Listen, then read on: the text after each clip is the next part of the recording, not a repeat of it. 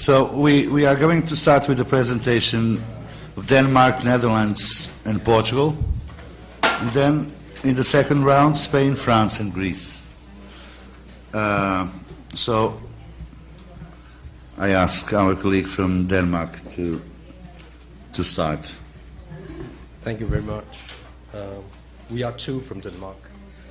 As you can see at the slide up there, I start. My name is Henrik Oksvig, and I'm going to present myself in a short while. My colleague Peter Bjerrum will proceed after me with some remarks on our work with the qualification frame in Denmark.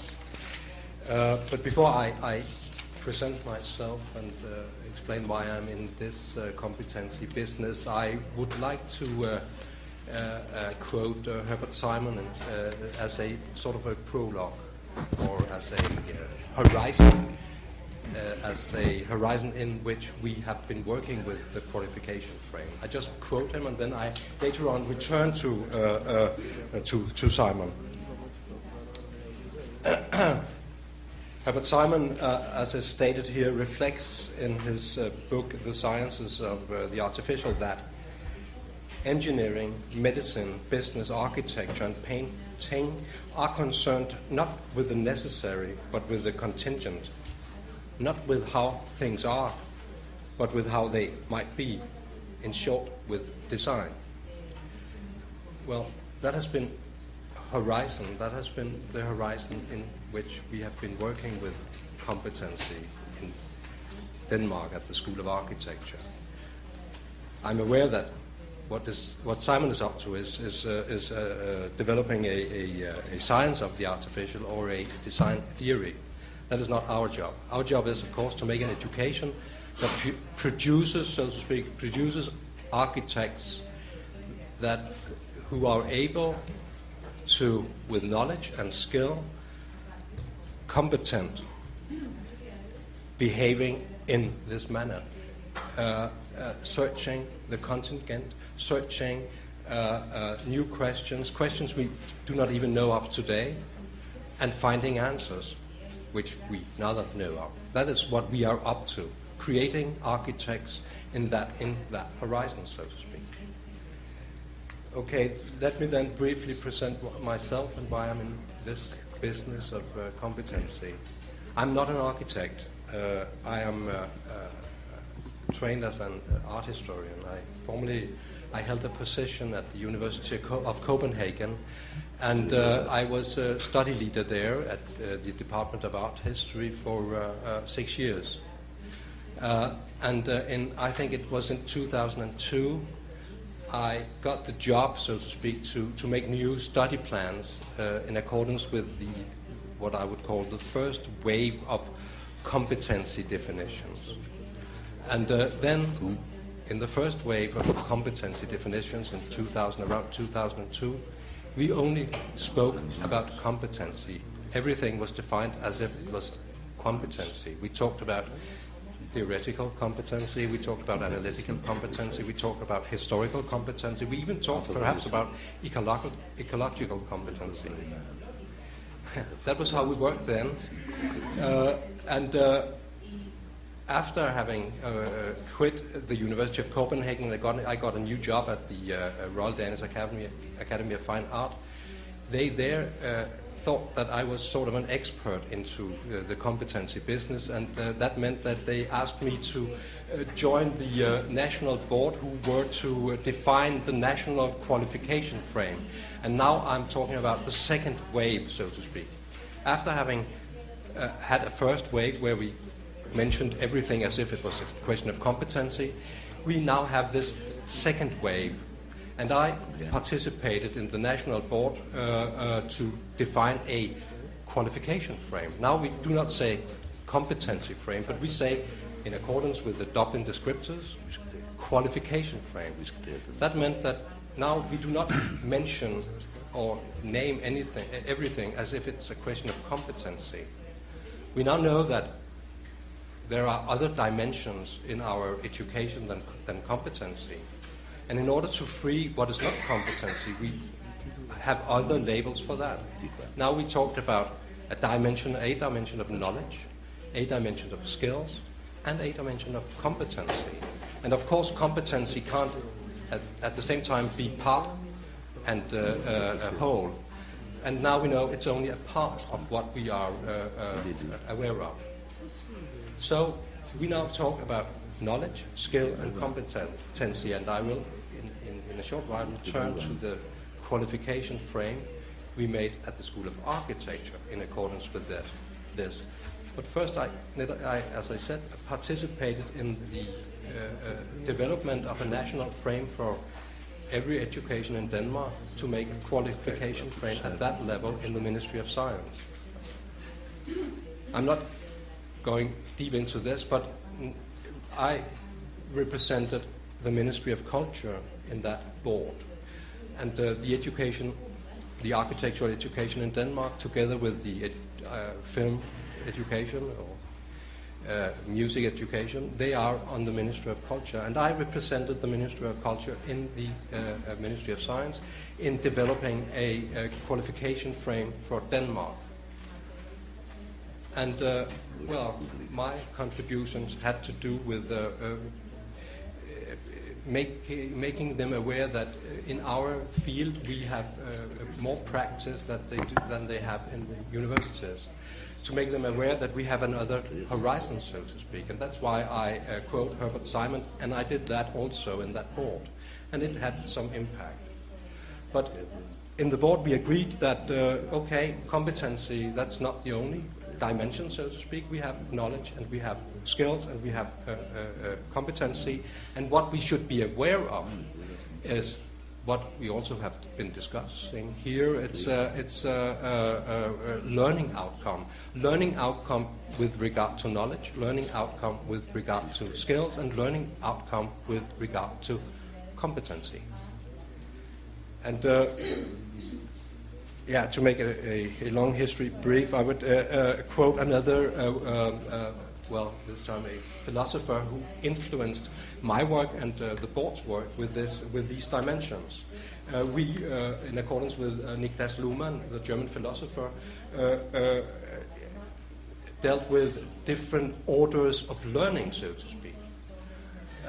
And we know that Luhmann, he spoke about these three orders of learning. The first order of learning, which he, as a matter of fact, called qualification, it's simply learning. It has probably to do with knowledge, in a way, but it's ability to learn. Or, yeah, more passive, is it? The second order of learning, which Luhmann calls competency, it has to do with learning to learn. But it is on the basis, on this contingent basis, which I already found in Herbert Simon, on the contingent basis that we know that we don't know. We are aware that there are limits of knowledge, and we'll have to make our students able to learn, so to speak, in that open horizon. That is what we call now competency. It's different from knowledge. You'll have, of course, to be knowing. You'll have to attain knowledge, of course, but you have to attain knowledge in order, well, to be competent in this open horizon, in this dealing with the contingent. That is what Herbert Simon talked about, and that is what Niklas Luhmann talked about.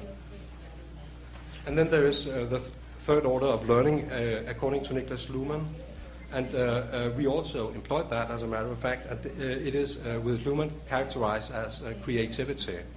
It is what he called relearning, to change what you have learned, so to speak. Change typologies, to gain new knowledge, to propose something. These dimensions, I know these orders of learning inspired us to to deal with or to work with the learning outcome, so to speak. So we have, on the one hand, knowledge, skills, competency, and then we have and focus on these learning outcomes. And that is what we now try to make a synthesis of, or to make work in our qualification frame for the School of Architecture. In my opinion, we wouldn't be able to talk about, in Denmark, I think, about an ecological competency. That doesn't mean that we are ecological ignorance. But the competency hasn't anything, as according to me, to do with ecology as such, as knowledge. It's a question of knowledge. The competency, that is, which is provoked by, well, ecological crisis, it's a competency to pose new questions and to find new answers. And that is what we are heading for with our educations, of course. We know that the coming generations have to be able to pose questions which we not even know of yet today. And we know that they'll have to be able to find answers to these questions. And it is those abilities which is in focus when we make our curriculum, so to speak. Those abilities to, so to speak, gain new knowledge, to transcend knowledge that is of no use in a new horizon, and so on. According to Herbert Simon, as already quoted, that is the horizon which an architect always has dealt with. So, in a way, we have a good situation dealing with this competency definition at a creative school of architecture, where we have been used to, so to speak, transcend knowledge. But then, as I said, we made a national qualification frame focusing on those dimensions: knowledge, skills, competency, and we try to be very much aware about the learning outcome dimension, that it has to do with that, and not about specific knowledge, about that field or that field or that field. That might be what differs in Denmark from what I think I heard yesterday, where you more focuses on specific fields and call them competency. We could discuss that perhaps. But we made this a framework for, I headed a board after having been part of this national team defining the qualification frame for Denmark. I headed a board at the School of Architecture where we made, so to speak, our own qualification frame. We took notice of the general qualification frame, but made our own and made some differences in our own because, well, the general one, it was, as I said, produced in the Ministry of Science, and now we have to make another one in the Ministry of Culture where we are more, innovative in creative sense. There is these dimensions, the knowledge dimensions, and we'll have to define, so to speak, what you read horizontally. It's the progression, and we'll have to make, of course, progression from first year. We decided at the school to define those three levels: first year, BA, and master level. And there is sort of a progression in the knowledge dimension. That is what you read horizontally. As I said, there are three dimensions. The skills, it's the same. We read horizontally, it's a question of progression. And read vertically, it's a question of those are different dimensions which should cooperate, so to speak. The student should obtain those. What is written vertically. And then we have this dimension of competency, where we, instead of talking about 26 competency, try to find out what is the core competency, so to speak, of an architect. In the horizon, I said earlier, the experimenting horizon. What you read horizontally in the first line of competency, which is called range of action, there is sub dimensions, as you can see. The core competency has to do with what is it that the architect does? Also, it has to do with Handlung, with behavior, so to speak, and it has to do with moving between programming and what we call spatial proposals. This ability to, so to speak, move between different ways of expressing oneself, that might be through text and through proposals in drawing or or model or what it is, that movement in between those two fields, that is the core competency we decided at the School of Architecture in Copenhagen. And then we have a progression horizontally related to that core competency. The first year, the students get a more limited exercise. They are not supposed to program themselves, but they are, of course, at the last level. They both program, deal with programming, what that is, and I don't know if we are to go into that, but maybe programming and at the same time develop proposals for what we call design and spatial organization. That is because the School of Architecture both educate designers and architects. So that is the, so to speak, core competency. But just to summarize what I've been saying, well, the horizon, it's in a way Herbert Simon, and that has to do with dealing with contingency, well, dealing with finding out solutions on new problems. And it is in accordance with what Niklas Luhmann reflects as the educational system's self-awareness in late modernity, as he would pose it. But that is knowing that there is limits of knowledge. We have to transcend knowledge, and according to Niklas Luhmann, it is very important that we deal with these dimensions when we evolve our educations, and we in Denmark agree with Niklas Luhmann. Okay, now I give the word to you, Peter. Yeah.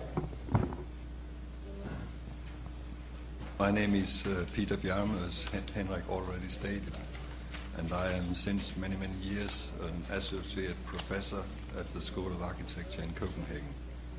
And for the moment, I have also a job to do as a chairman of the Board of Studies, which means that I am in charge of the implementation of these qualifications framed within the study plans of the school.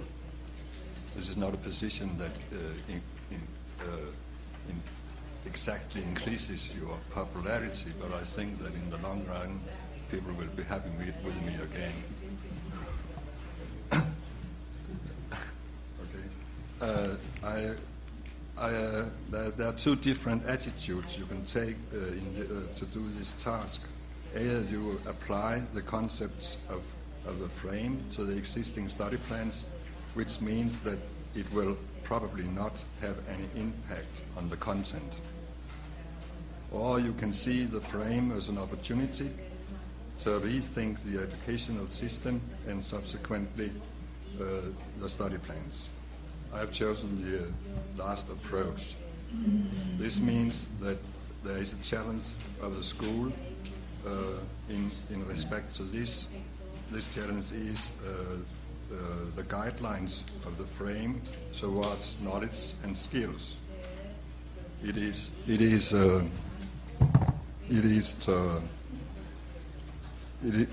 say that it is about developing an organic form of teaching knowledge and skills in a framework of the project work.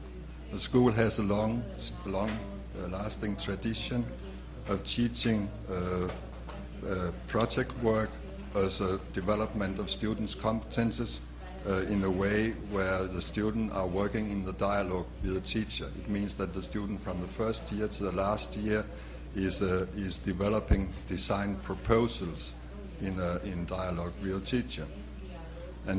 But this way of teaching has not in the past and not today been sufficiently supported by teaching and testing knowledge and skills.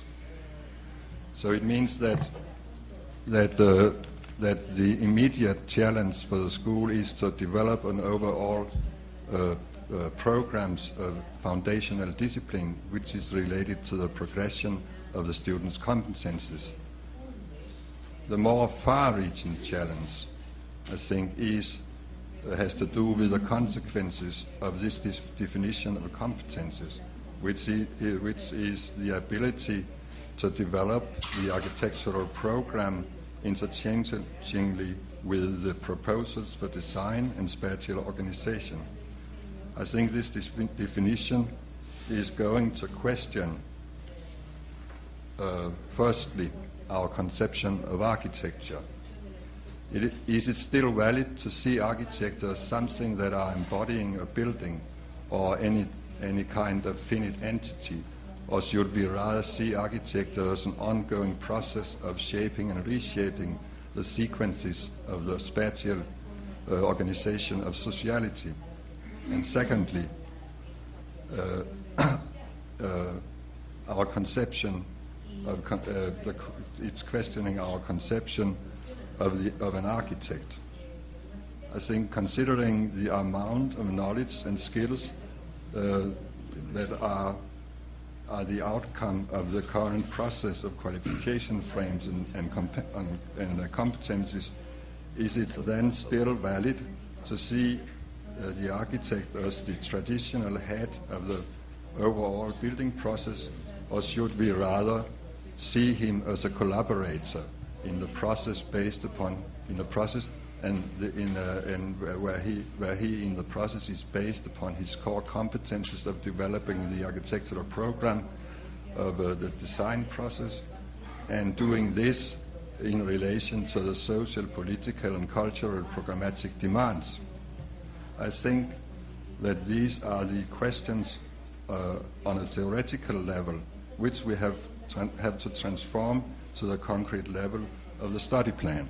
And this is what I very briefly have to state here.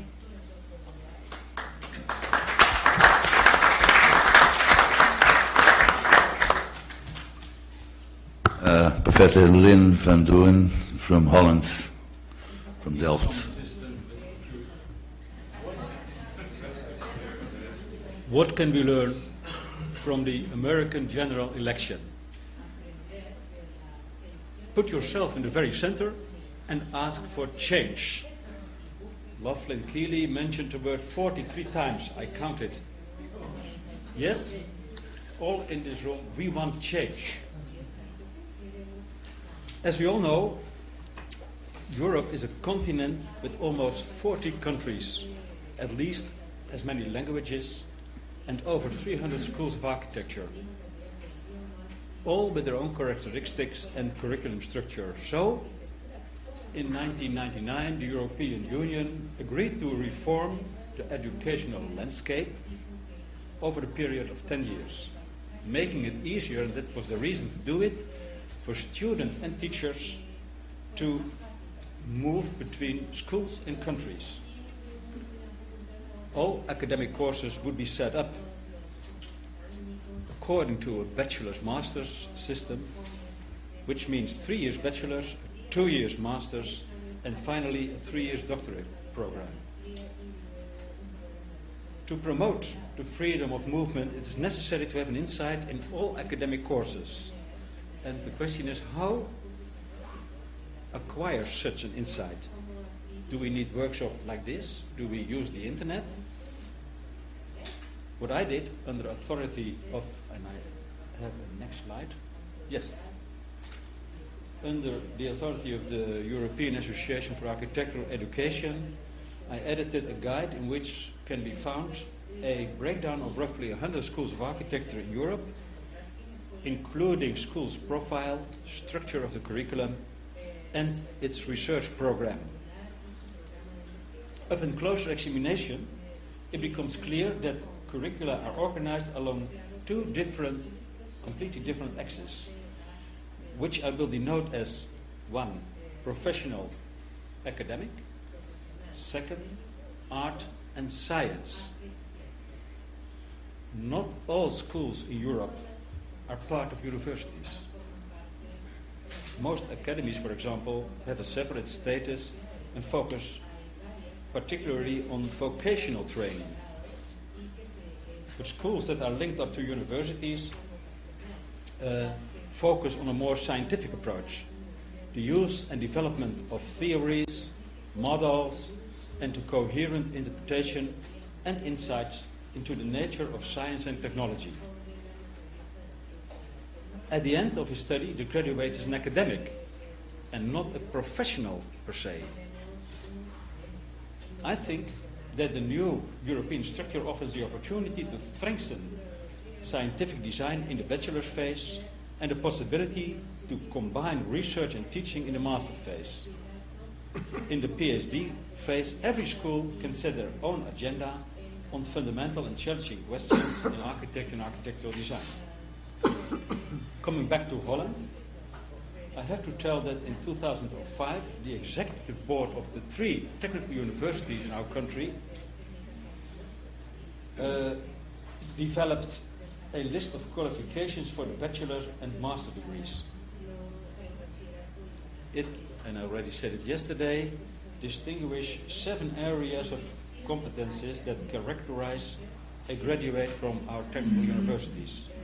He or she is competent in one or more scientific disciplines, is competent in doing research, is competent in designing, has a scientific approach, possesses basic intellectual skills, is competent in cooperating and communicating, and takes in account of temporal and social context. Of course, there are all sorts of relations between these competencies, and I will come back on it later. First, I would like to elaborate a little bit more some thoughts on the content of architectural design and architectural education. In the bachelor program, a course of architectural design must be primarily, to my opinion, concerned with technical aspects and with the development of an attitude, that is, a systematic approach to architecture on which a design can be based. Today, this morning, I wish to consider only the technical aspects of architectural design, together with a didactic method to instill the students with necessary knowledge. At present, the design education offered by many faculties all over Europe is primarily concerned with the development of the individual student's skills and competences. The teacher, very often a very well-known architect, acts as a master and guide on his voyage of discovery the students, doing so in master classes on a one-to-one basis. I think this concept of master courses is out of date. An architect nowadays is a hybrid figure who must be able to respond pragmatically to unpredictable changes in concept, process and products, and he needs to be radical and analytical, but is also expected to be a poet who feeds the dreams of modern society. In today's building practice, with its increasing division of labor and specialization, the designer is not the only one who is responsible for a project. To address the complex problems of a design assignment, there will be ongoing collaboration. Students and staff must develop the skills and competencies to cooperate within a complex and often paradoxical production relationship. As early as in 1933, the Swiss architect Hannes Meyer said, "I work systematically and never alone." That maxim is still very appropriate.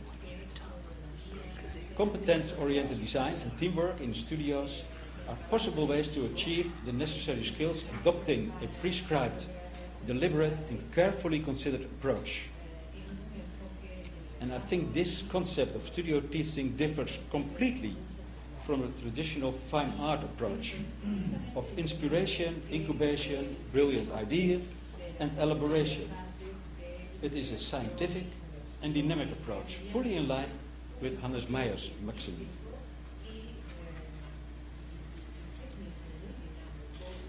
the first project I saw these days.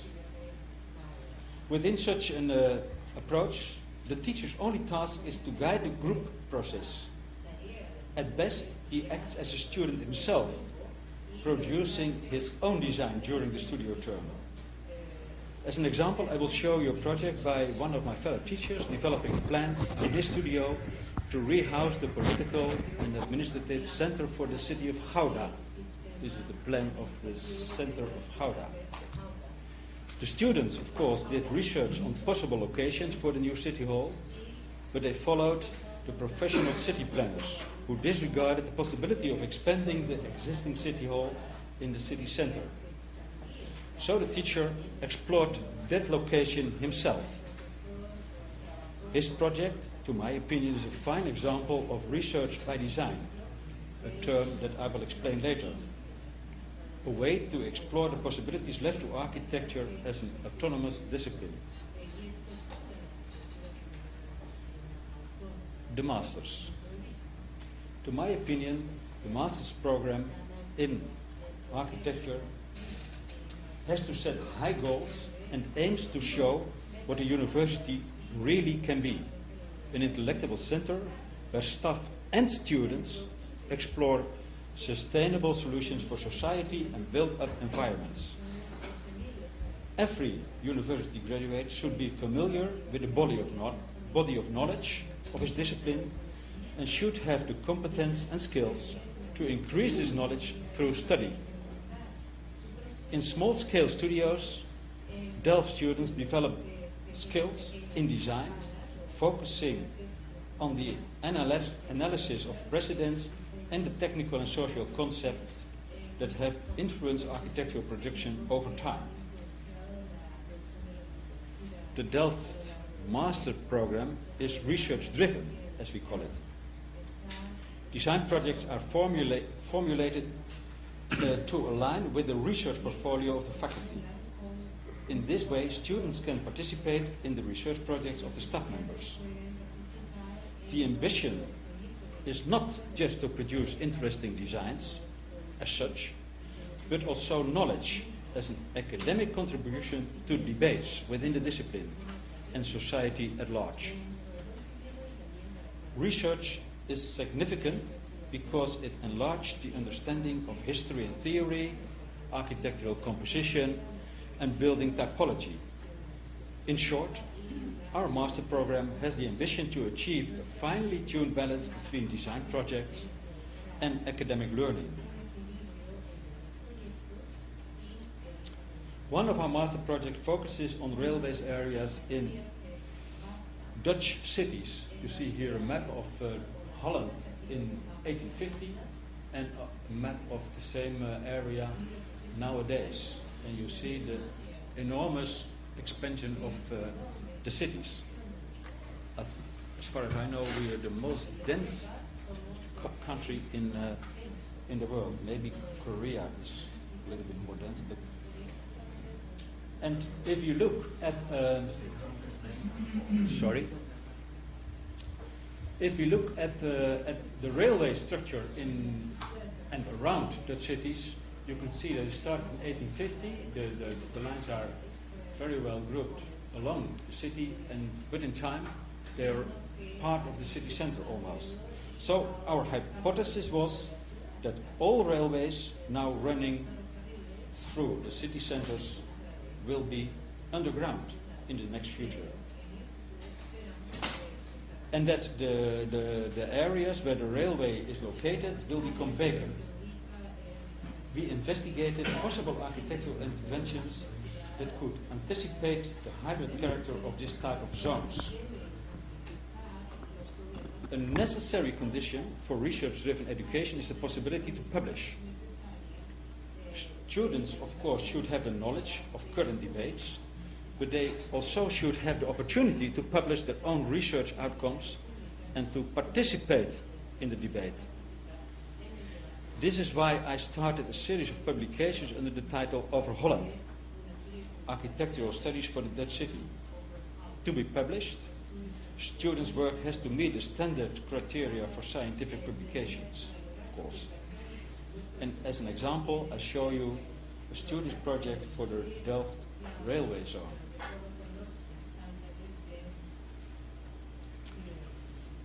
In the guide, I brought one copy, and I will leave it here with the school in Lima. You can see that most schools of architecture in Europe have a PhD program, but not every school has a research program in which the academic staff can do research independent from the educational program.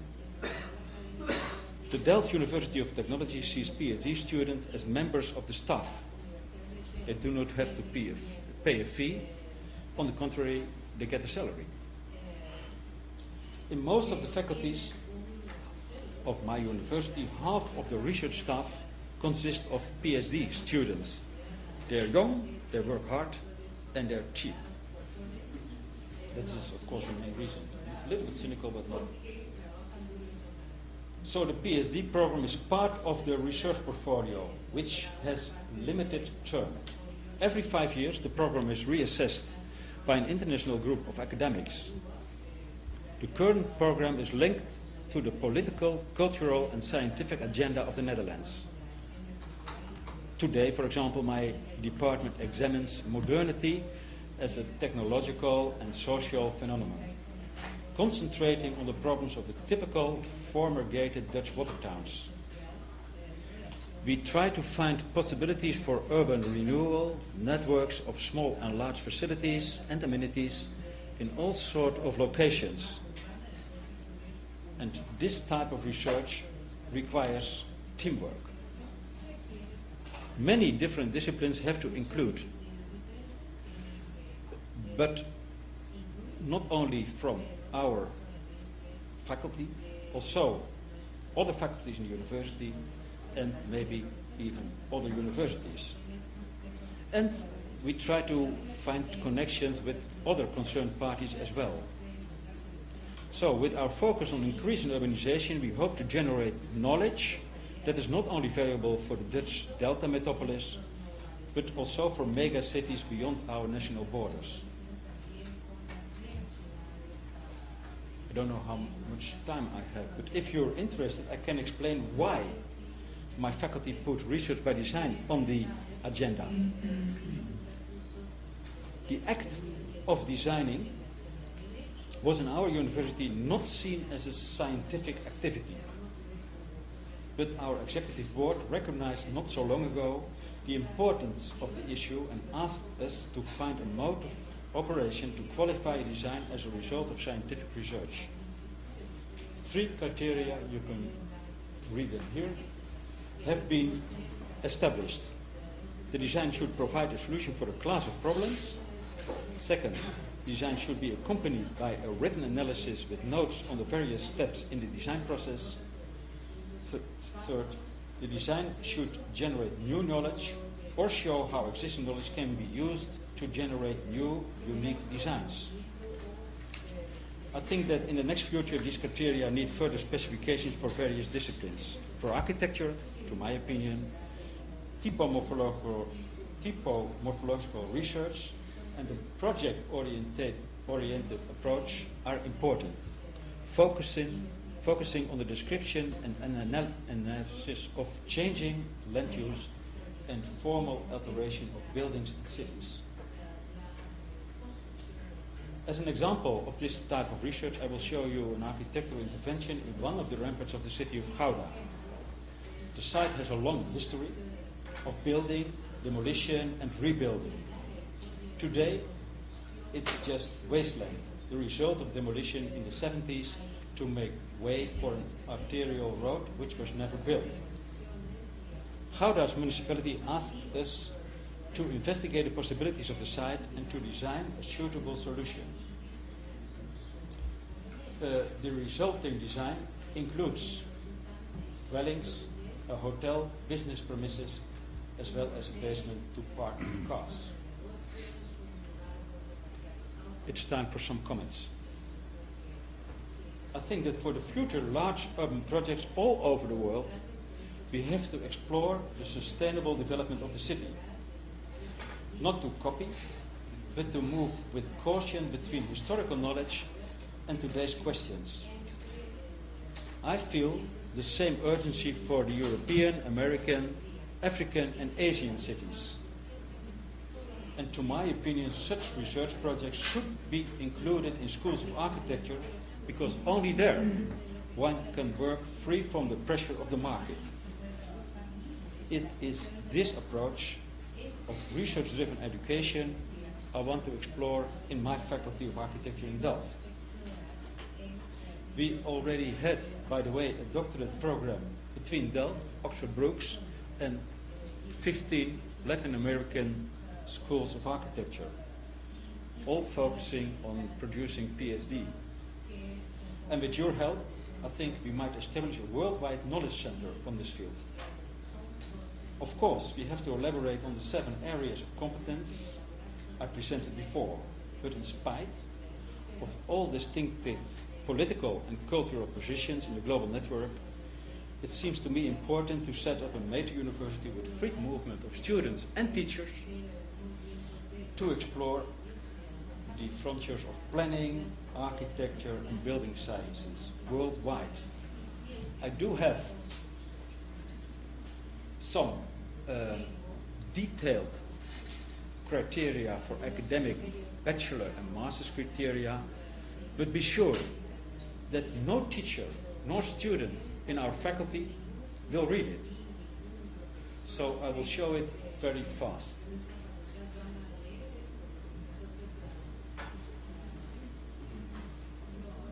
Now we'll have Professor Joaquim Braizinha from Lusíada University in Lisbon.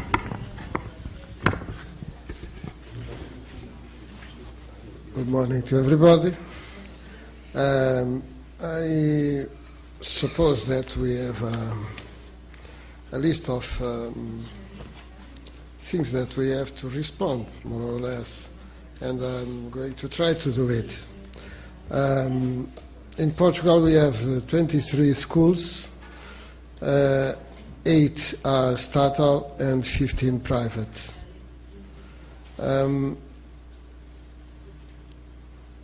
In the point of view of my point of view, and with our heritage of schools of arts, schools of Beaux-Arts, from a long time ago we are very near from the Bologna process. In order to the number of students, limited number of students in each group, in order to the evaluation of the students by the work they do. And this, for instance, is a tutorial teaching that always we have had. So when we started to discuss Bologna, there were two important decisions already made. The first was curricular changing that was imposed by the Ministry of the Education and the Order of the Architects that did the accreditation of our courses. Eventually to exclude some of the private schools, because the government in Portugal is not very friendly, don't have a very friendly relation with the private schools. But at least are the public ones, that the estatal ones that do the worst service in general. I said before, we were already with our curriculum in a moment of good conditions. I submitted it to the Commission of Diplomas in Brussels. It was approved as a course of architecture. And when we started to talk about Bologna, there was a curriculum organized with coordinators for all the scientific areas, professors, coordinators of all the scientific areas. I'm telling about professors, not teachers. The scientific areas are projects, drawings, digital technologies, construction, structures, theory and histories, social and human sciences, exact sciences and complementary sciences. All the coordinators are professors, and by the other end we had the Enhsa work produced in a group coordinated by Konstantinos Spiridonidis, and was as a final result, as a report to submit to the appreciation of the community. So we had in one side our curriculum, and the other side the competencies, general and specific competencies. My point of view, it was not nice to adopt other competencies or look for other competencies, because these ones from the report had been checked with professionals and many schools that answered to inquiries, were a moment to go on and not to stop and change anything already done. So we start the semestralization of the curriculum. There's, in my point of view, is not in the law of Bologna, but the ministry in Portugal obliged quite to the semestralization. Only project remains annual, and the revision of the contents of the programs in order to the competencies. This was done with all the coordinators. I give them the competencies, the list of competencies was discussed together and approved as a document, a valid document to work. This introduce the capacity of define finally the profile of our school. In the middle of 23 schools, I suppose that each one must look for his own profile, and we have already done it. These programs organize in order to the competencies, in order also to a new paradigm, more learning, less teaching. That I suppose that is very important as a concept, because definitively this paradigm puts the learning in the side of the students and in his work and in his investment on knowledge. And the teaching is there to promote the development of knowledge and to aid the students to research about the knowledge they did, to do their works according with their own strategies.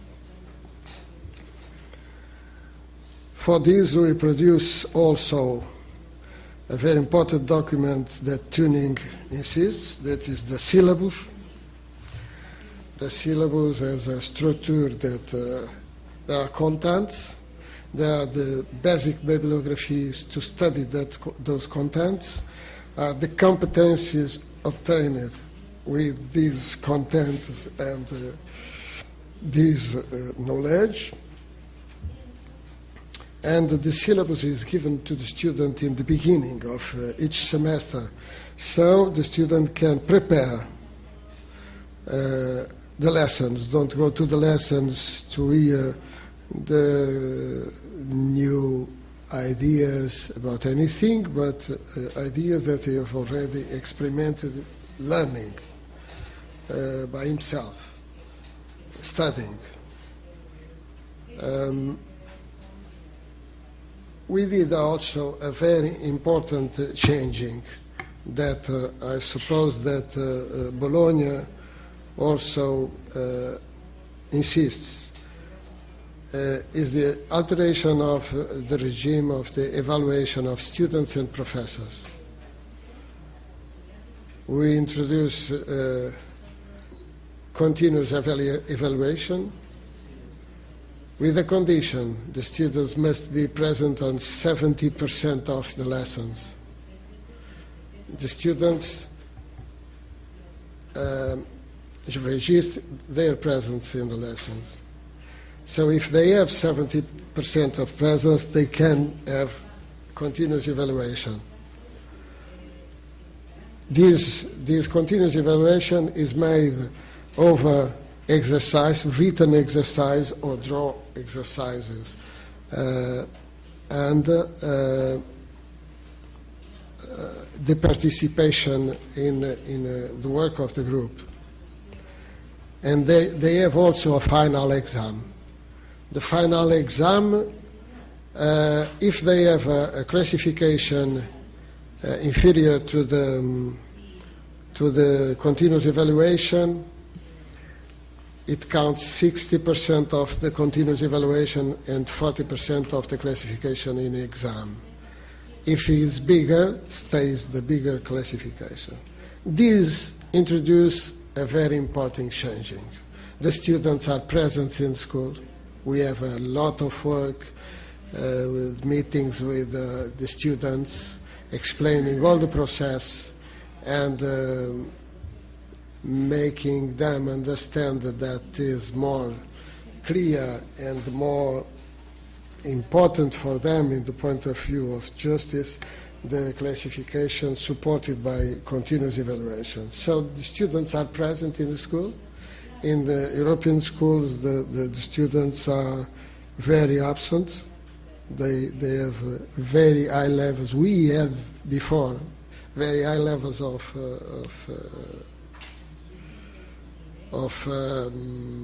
como é que se diz?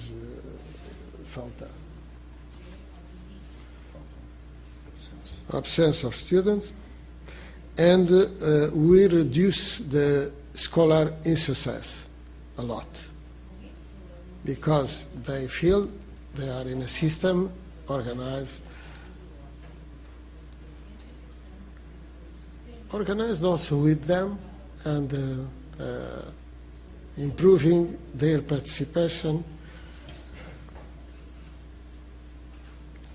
on the main work that in university we can do: research, learning, and teaching.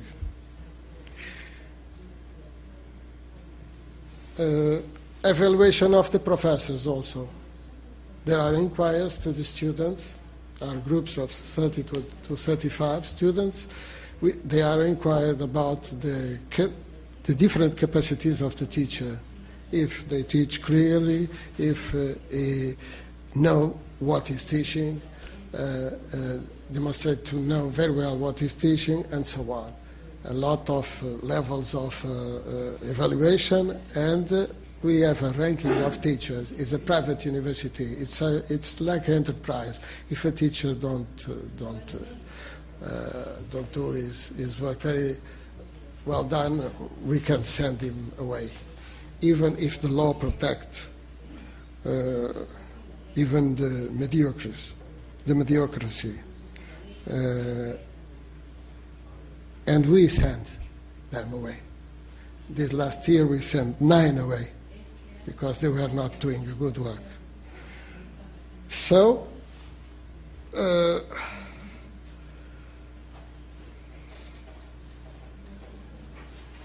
theoretical lessons are done by professors, and the masters and the assistants do the practicals.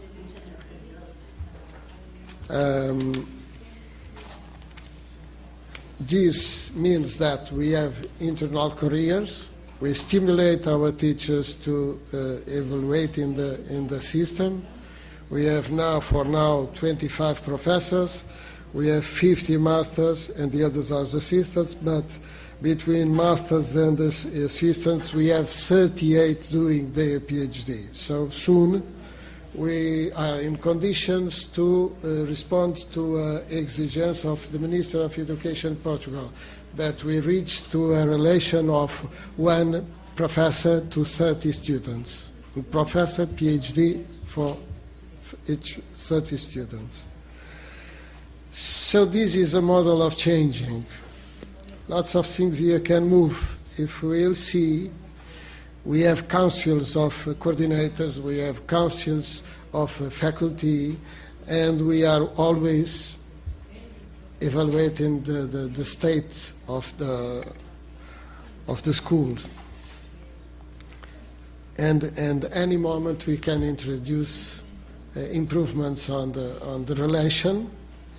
teaching and learning, or learning and teaching, and adapt to new situations. It's a course of 5 years, with the first cycle and the second cycle, but 5 years, because it's a law internal. It's Bologna alla Portuguese. It's they introduce a question to the courses that have a communitary directive. We could have what is called master integrated. It's a course of 5 years. This means exactly this, and not 3+2. Even if at third year they can ask for the confirmation of his success and change to another school. It does go against the mobility. And the level of master, the fourth and fifth year, is concluded with a work and a thesis, a dissertation about his work, about the conceptual problems and the cultural models that made part of his cultural reflection. That is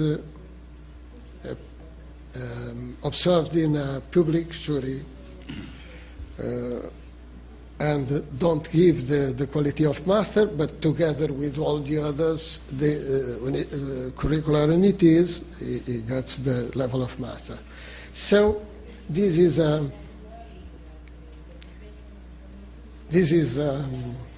family of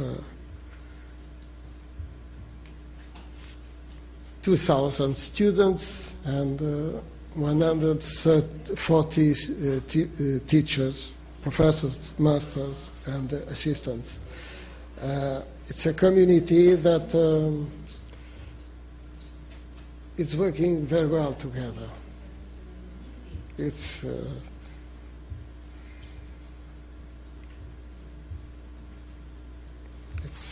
very, very interesting experience done together.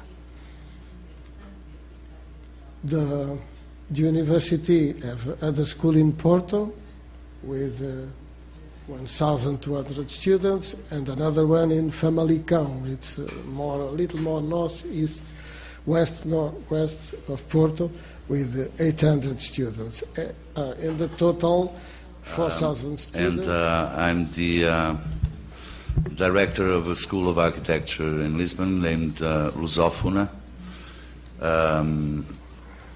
and the general coordinator of all the schools of the group, which are also in Algarve, Porto, and in Africa, in Guinea. My university is spread all over the countries that speak Portuguese, even in Brazil. We have schools in Brazil too. But architecture just in Lisbon, Porto, Algarve, and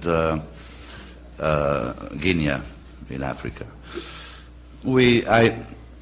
I've been in this university for 4 years now. Before I had created 12 years ago a new university, a new school of architecture in Setúbal, near Lisbon. And before that I was at the Faculty of Architecture, the State University in Lisbon, like Joaquim Braizinha. So this is my 30th year as a teacher in architecture. It's more than half of my life. When I came to Lusófona 4 years ago, we started the Bologna process in Portugal. We started talking about that in Portugal. Of course, I attended to the meetings in Enhsa, where we've been discussing it for years. But it started in 2004, the first attempts to change in Portugal. So the first thing I did with my colleagues was to define a profile of what type of architect did you want to create. Part of that profile is here. I'm not going to read it. It's written in Portuguese. So the students know what type of profile they have when they start. Apart from knowing, from having the skills for regular practice of architecture, we stress also things related with the city, with the architecture of the city, with the management of the city as well,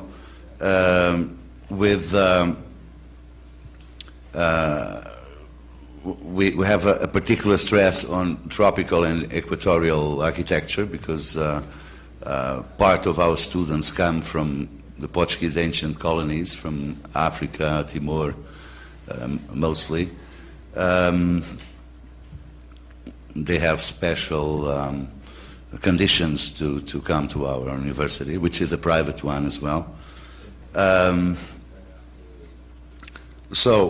And also things related to other, we try to prepare our students for the critical of architecture, for administration, for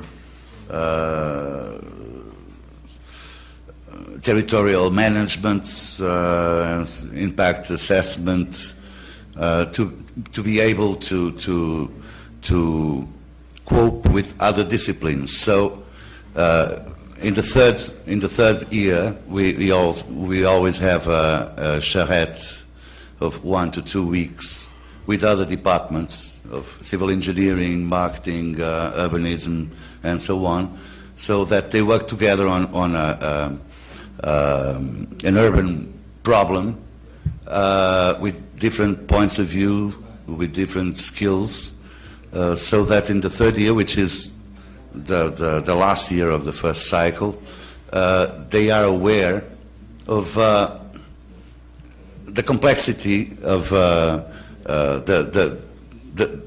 diverse possibilities of the profession before going to the second cycle. So when they go to the second cycle, they already know what they are expecting from the profession. So we don't say we have a 5-year program. Of course, it is a 5-year program, but we have a 3+2. They have a diploma in the first degree. It's a diploma on basic studies of architecture, and then on the second degree they have a diploma of advanced studies in architecture, where they have to do a thesis, which can be done both ways, an academic thesis, research on theory, construction, and so on, or research by design. Something similar to what Lee Van Duyn talked about. They have a project which has to answer to certain questions. They have to make a report, a critical report on it, and it has to show some new knowledge. And then they get the degree. Supposedly it would be a 1-year program, but they start their work, their research work, on the beginning on the second cycle. Of course, in the first cycle, we start with some kind of research from the first grade to the third grade, but the real research task is in the second cycle. As for the competencies, I think our program reflects, it's not perfect. We are going to change some things. We started 2 years ago with this new program. All disciplines are semestral, which was very complicated for the design studio discipline. We were used to a certain time, and the timing is completely different now. It's easy to change curricula and to have new normatives, but it's very difficult to change mentalities, so the teachers are mostly the same, and most of them continue to do the way they are used to do their work. So it will take time to change all that. But so this is more our methodology. We started by defining profile. Then we went to look for the disciplines and the charges. At that time, I asked our American colleague Marvin Malika for the American accreditation system, where they have the awareness, understanding, and skills. So we did something like that in order to reach the profile and in order to weight the different disciplines that combines towards that profile. That profile has to do also with something Braizinha said and something we have been discussing. We had discussed some years ago in Enhsa, which is each school should have its own identity, and we try to force our identity into apart from the generalists, the architect generalists, a special stress on tropical equatorial architecture and urban design, and on the city problems. Architecture as part of the city design, and city design as part of architecture. So, in a short time, I think that's all I have to tell you about my school for now. Thank you.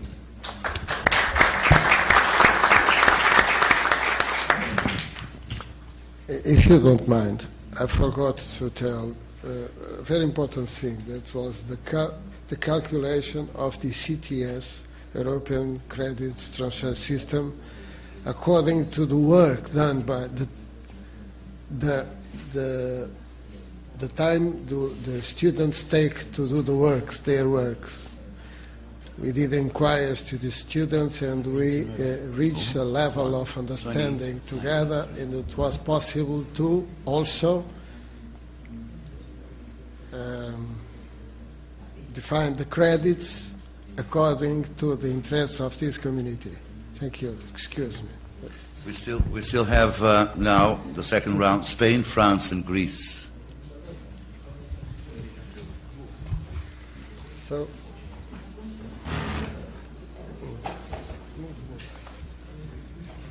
So we shall start by our colleague from Greece.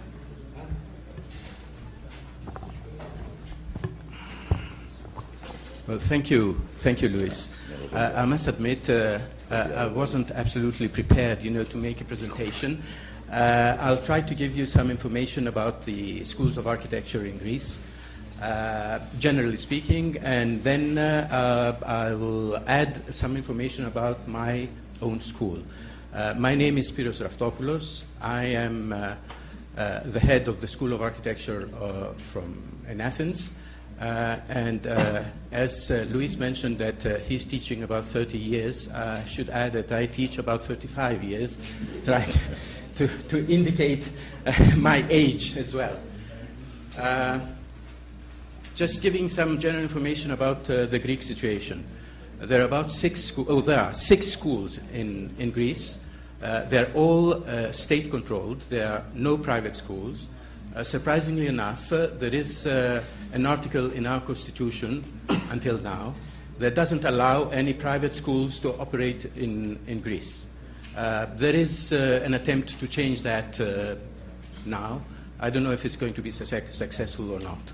Anyway, these are the six schools. The two are the major ones. The one that I teach, which is the oldest and the largest one in Athens, and the second one is the one Konstantin teaches in Thessaloniki, and the four other ones are spread out all over Greece, smaller, and the latest one was some people might know. It's the one that started operating a few years ago in Chania. with all sorts of problems, that is. So, now talking about the situation of architecture in Greece, we've got a very large number of architects altogether. There are about 20,000. That was the latest information I got from the Union of Architects, in a population of about 10 million. They are not all graduates of the Greek schools.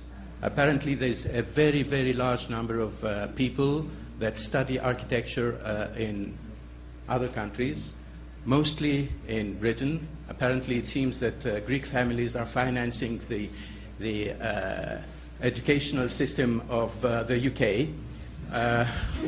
There are about, I think, presently there are about altogether about 40 or 45,000 young people studying in England, in Britain altogether, of which a big number is people that are studying architecture. Now, I would add a few more, some more information about my personal school, and I think if Dinos wants to add anything else later, he can do that. Our school is quite large. We've got approximately just under 2,000 students, with 90 people as academic staff. The program, the curriculum is a continuous 5-year program. When I say continuous, I mean there is no breakdown into 3 to plus 2 or whatever. That is the nominal duration of the studies, because apparently the intensity of the program is quite strong, and apparently the average years of studies about 6.5 years. In some cases, even more than that. The structure of our curriculum is design project oriented altogether, even though we belong to a technical university, and officially the degree that people get from our school is called architectural engineering. But it's diluted recently, so it's mostly oriented towards the design and the project design altogether. Now, the other peculiarities that one might add there is that in our program, even though we start with the project from the beginning, there is a lot that we add in our curriculum in relation to history of architecture, history of art, starting from the first semester up to the 9th semester, apparently. So continuously there are classes with history, arts, at least 6 or 7 semesters in arts, structures, which makes it a very comprehensive and demanding curriculum. The other peculiarity is that in the 9th semester, students have to go through a research program, which is the preparation of a dissertation, which is published, and in fact it has to be presented in an auditorium publicly, which means it's at least 3/4 of an hour presentation that has to be with the audience. Admittedly, the audiences are not very large because there are many, many presentations that have to be made, but that is part of the effort that we make for the students to be able to present their work orally and make it understood. And finally, the 10th semester is allocated to the final design thesis, which officially is supposed to last 6 months, but it's something that normally lasts for at least 9 months minimum, and sometimes a year or even more than a year. Apparently, I've handed to Pedro a book which is with the latest design projects, that the diploma thesis that were published only recently, and people can see if they want, the quality of the work that is done. Now, going to some more general information, I must say that Greece has some peculiarities altogether. people, generally speaking, Dino is smiling, and I know why, people generally reacted negatively towards the Bologna process and all the requirements that they started, being applied in other countries.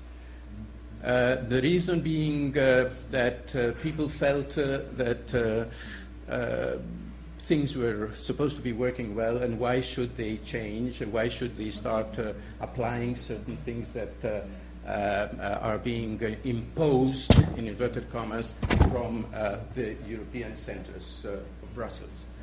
And that still is the condition. If you talk in the Greek universities about Bologna, there is always a reaction. That's one thing. The second thing is that we heard earlier about the participation of students and so on. There is a lot of political activism in Greece, which means that a lot of the things are being influenced by pressure from political movements. I'll leave it as such, and I don't want to go into any detail. But nevertheless, that is a problem that applies, which creates a lot of problems altogether into the type of administration that we have to run in our schools. Surprisingly enough, even though the Bologna Accord is not being applied, we've got quite a large number of students coming from European countries through the Erasmus and Socrates program.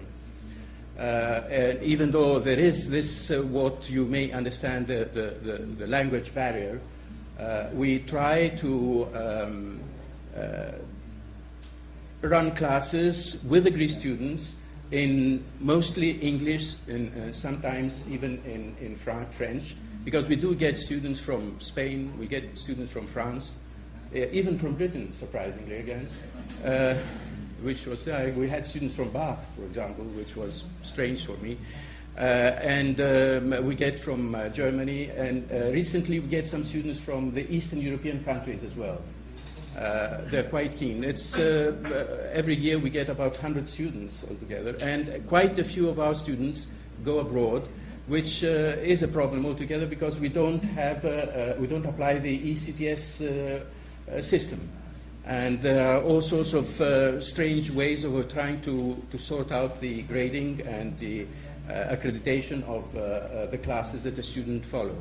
Well, there is a saying in the English, say the Greeks have a word for it, so we have a word of it. I mean, we try and we do things like that, and it seems that still the students seem to be quite willing, to visit the country, and I must admit they're not coming for touristic reasons, just the beaches or whatever, or the archaeological sites. They do actually study, and some are quite diligent and very good students from several countries. Finally, I'd like to say that in relation to competitiveness and so on, as we were discussing, directly, we don't have any system where we apply such an evaluation. Indirectly, we do. I mean, in my school, about 10, 15 years ago, we revised the curriculum, and we went through our own evaluation system, and system which was within the same school, and watching at how it's being accepted by the profession. We are trying now, after 15 years, to revise it again and see how we can adopt certain elements that seem to be missing from the curriculum, and possibly we try, for example, only a week ago, we had a meeting of all the chairs or the heads of the schools of the Greek schools in Athens, and we're trying, to have a common language to be able to apply certain changes.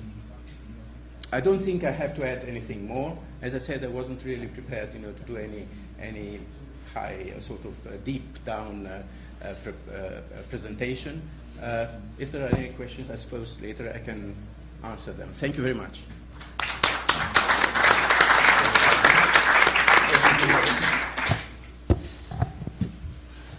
So, Franz, we followed the order. Well, I'm Michel. I'm from the School of Architecture and Landscape Architecture of Bordeaux, and I'm in charge of international relations. I'm no teacher, I'm no architect, and I'm French. Maybe it's a handicap. I will try to come back to the question in the program, and the first thing I would like to say is that it's very difficult for us to think and to talk about this tuning program, because we are used to be in a culture of humanism and not in a culture of management. And this culture of management very often seems to be something empty that we have to fill. And so, as it's written in the program, I will try to answer the first question about the competences, which seems to be the most significant in my school. In fact, it's a pragmatic attitude we have, and we think, for instance, that one of the main competences is to be able to organize and build the space at different scales. It's in evidence, but we have to tell it. A second competence is to have the kind of intelligent adaptability between culture, economic market, and social and ecological environment. And this is very complicated as an issue. And we have to take into account the evolution and transformation of the societies. Another competence seems to be very important. It's to develop a positive and critical attitude, to be able to listen to others and to be open to the dialogue. And at the end, maybe something new and for the student, to take into account a larger space for reflection and maybe later for practice. The methodology is a kind of go and return between what we could say predefined and basic competences, compulsory competences, and experimentation. Because we think that education is not an end in itself. It's kind of bridge the student has to cross, at the end, to be able to deal with different situations and to learn again in practice. We have also to take into account some main observations, such as the growing demography, massive urbanization, and the complex confrontation between the global and the local. So to achieve our purpose, we have the necessity to look at several factors, the necessity to train generalists able to deal with very accurate specialists, the necessity to take into account the evolution of the profession in a perpetual changing context, and the diversification of the profession. The second main question, how can we translate into curriculum structure and content a list of competences? How can we make adaptation depending on our human and financial resources? If we want to go on these exercises, taking into account the competences. And how can we do to make what we think to be the best choices, knowing that we can't do everything and be everywhere? Other question, how can we act? And Constantin talked about this yesterday. How can we act from a teacher-oriented education to a student-oriented education? And that was one of the main goals of the European reform. And how can we change our mind regarding the students from what a student has to know to what a student has to be able to do. Constantin talked about this also yesterday. So what we have already done in our school, and what can we do, and how can we do this? In fact, we had no choice. We had to implement the European reform 3 years ago. And the French system was very different from the structure that was proposed, the new structure. We had 3 cycles of 2 years each, 6 years studies, and we had to organize 5 years studies with 2 cycles. And we decided that we had to find a kind of generic identification corresponding to the aim of the school between architecture and landscape architecture, and taking into account what was said before about the changing of the society and the environment. We decided that the main subject would be architecture, city and territory, and we had to stay generalist during all the master period, the 5-year studies. But we had to find a kind of flexibility to take into account the fact that the students had to build his own curriculum. This is not very easy.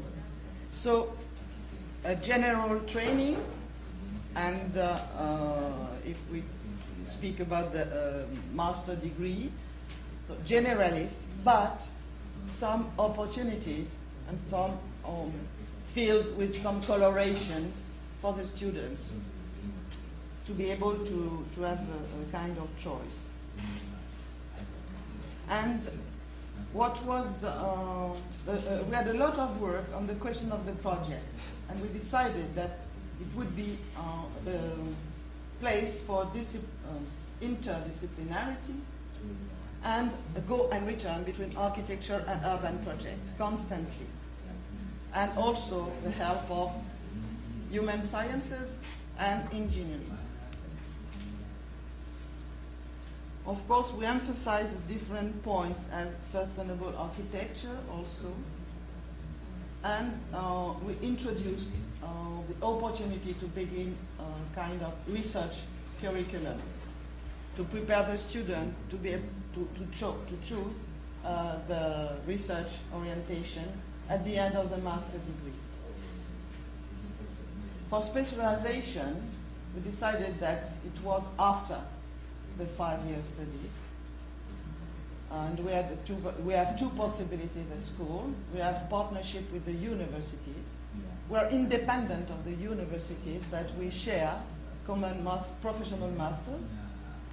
And in Bordeaux, for instance, we try to emphasize fields where we had very, very good professional, very good teachers, like sustainable architecture through timber construction and ambiances and comfort. And we have also something in urban planning with the universities. And we decided to create postmaster degrees. But we are waiting for the accreditation of the Ministry of Culture, which is in charge of the schools of architecture. And one of our main proposals is urban project for international. Because we have the habit, we are using Bordeaux to organize a lot of cooperation through workshops and seminars, like in Latin America. I'm very pleased to be here today, because we are used to work a lot with Argentina and Chile, for instance. And some teachers did a lot of work concerning the way we could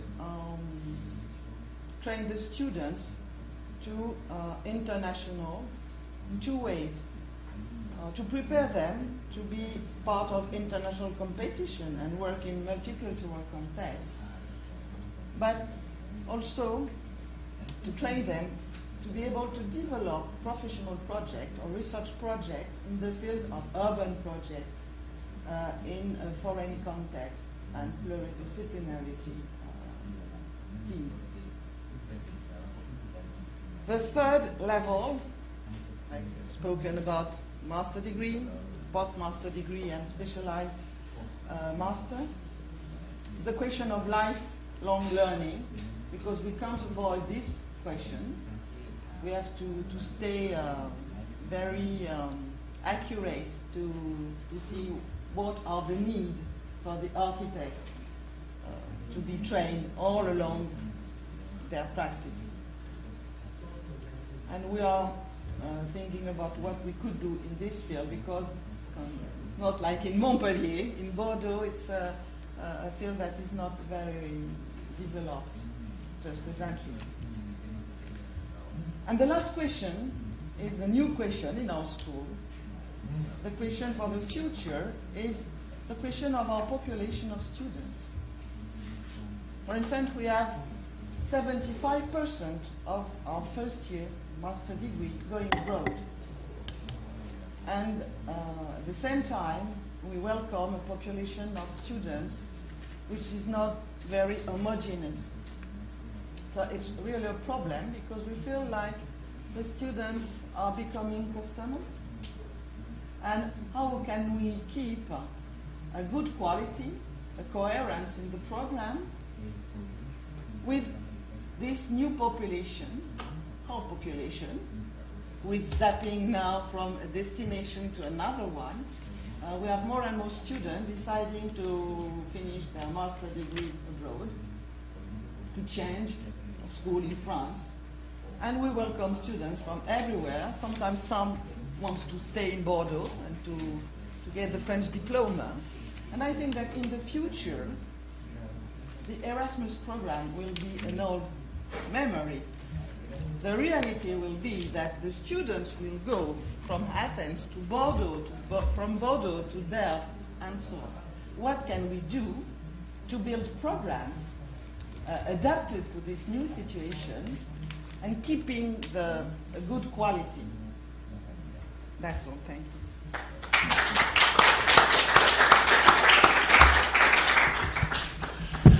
Yo, profesor Ramón Sastre de Valles, Barcelona, España, Cataluña. Just to finish, I will speak in Spanish, so you can just change the...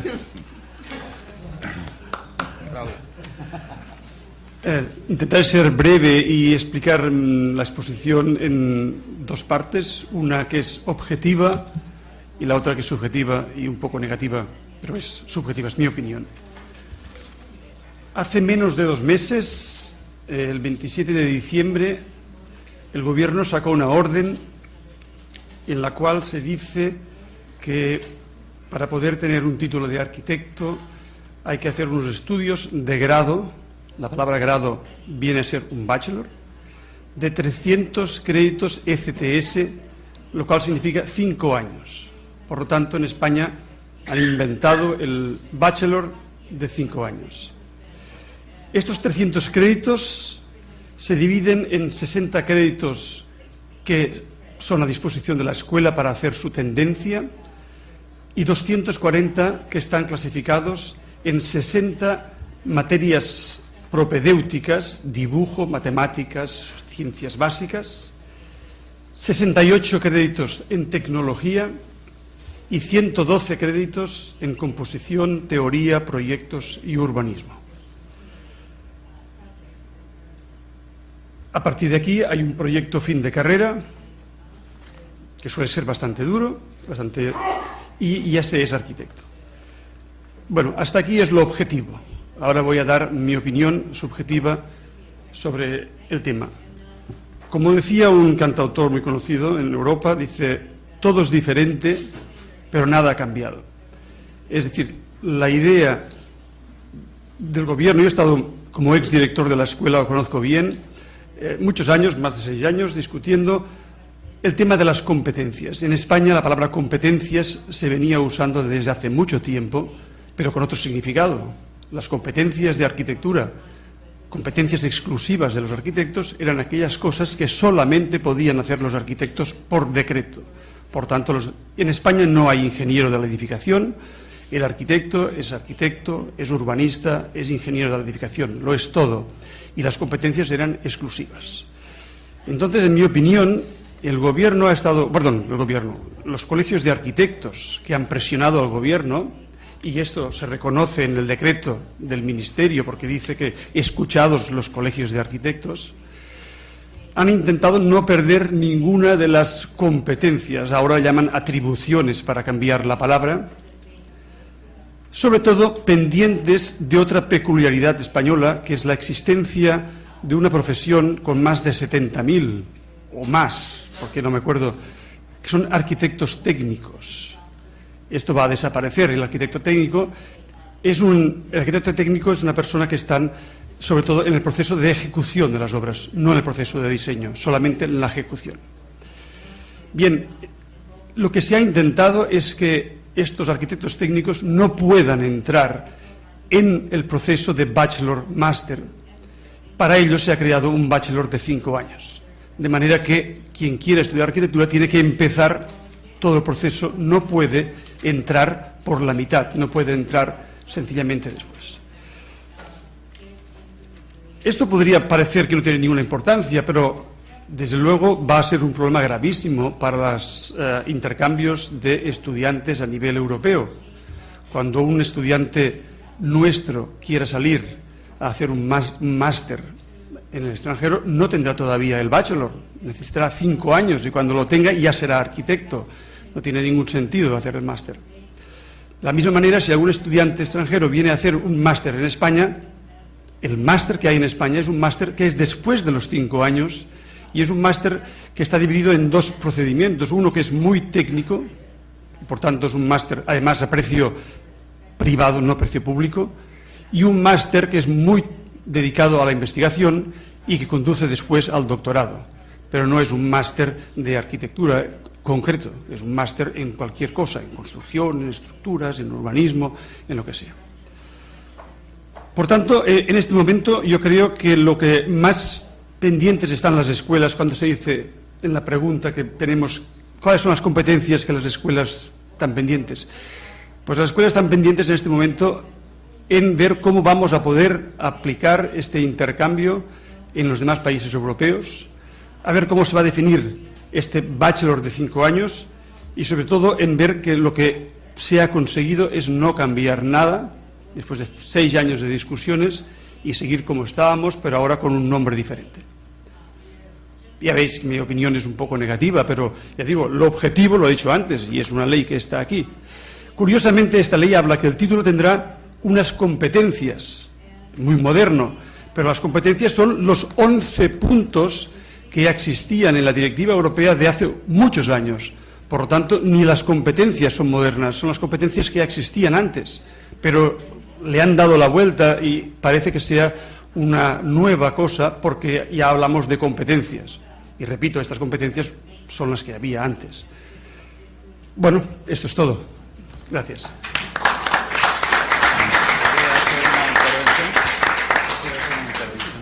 No, yo pienso que no. Una intervención sencilla. Bueno, yo quisiera hacer una reflexión junto con mis compañeros latinoamericanos sin pretender que se tarde mucho. Es muy sencilla, es una oportunidad muy buena de haber escuchado cómo están enfocando Europa, el problema, la disposición al acuerdo de Bolonia en un plazo. Y bueno, no sé si compartan con nosotros, nosotros hemos trabajado juntos en el aspecto del tuning y ya habíamos llegado a algunos acuerdos, sin embargo la complejidad existe y notamos que ustedes también en Europa tienen una complejidad, inclusive está más alta, en el caso concreto de Grecia hasta repudios a esta situación. Esto lo comento pues para hacer una aparente relación y comparación entre los dos continentes. Ustedes tienen en el plano europeo una normativa muy específica, de esto nos dio una muy buena reseña el profesor de Turquía, Solatin Onur, en su ensayo nos dio una documentación exacta de qué había que cumplir en cada caso. En el caso de nosotros en Latinoamérica no tenemos esa estructura, sino que mis compañeros latinoamericanos me lo hagan saber. Y La otra diferencia es que Europa está incluyendo los estudios de posgrado, que nosotros llamamos en esta discusión, cosa que nosotros no hicimos. Teníamos en México la intención de seguir discutiendo en este punto. Todos estos aspectos son muy breves, son de reflexión y de una comparación muy sencilla, puesto que el estómago dice que ya no tengamos más conocimientos, sino más bien la satisfacción personal de comer. Eso es todo, una síntesis sería muy compleja para hacerla. Muchas gracias.